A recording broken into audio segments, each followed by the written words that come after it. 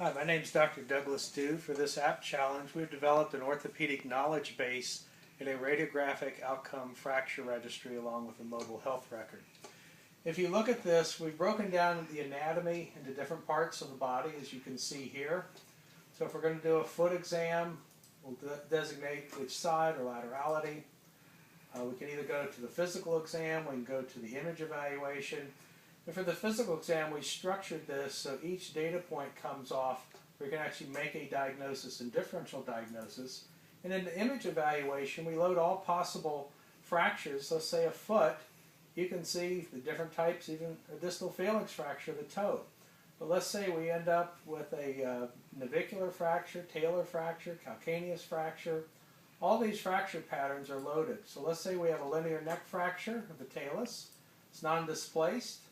There's no callus, there's no special considerations, there's no arthritis or additional fractures. We simply sign the report now.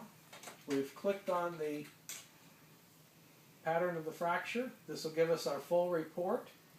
It'll give us our ICD-9 codes, evidence-based medicine with differential diagnosis, adverse outcomes of the fracture, adverse outcomes of the treatment, as well as your ICD-9 coding. In addition, this links that ICD-9 code to specific educational links, whether it be from a manufacturer or electronic information.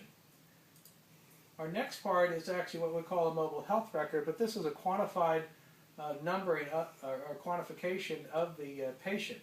So either the patient, the family member, nurse, medical assistant can fill this out. If the physician's filling it out, it actually has embedded ICD-9 codes. So you can see I filled part of this out, their height, weight, disability status, say they have hepatitis, say if they have a bad coronary history. We go through this, or the patient can do this at home. And it's basically a long questionnaire as a smart form.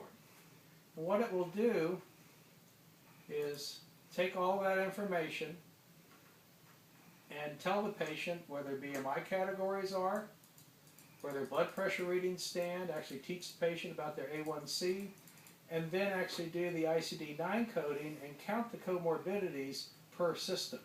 So if we go to this patient, we know this patient has 25 comorbidities.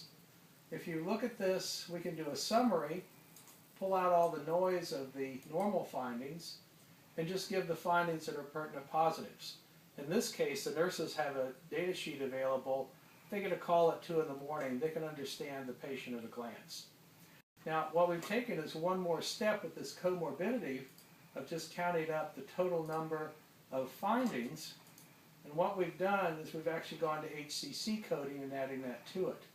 The next step of this is we actually organize our exams.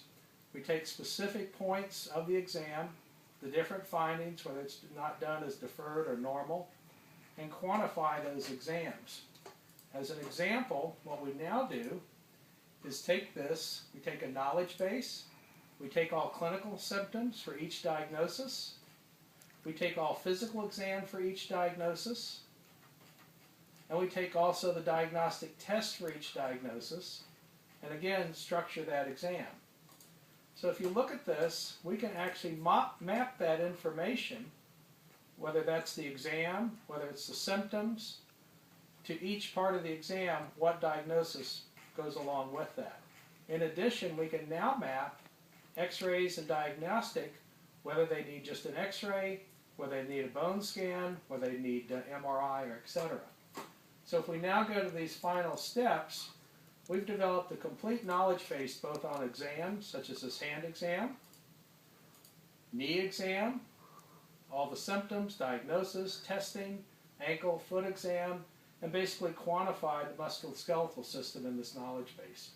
In this way, we've taken the entire body, quantified it, and we've turned that not into a secretarial database report writer, but algorithms that can be used in real time as a smart tool for physicians. Thank you.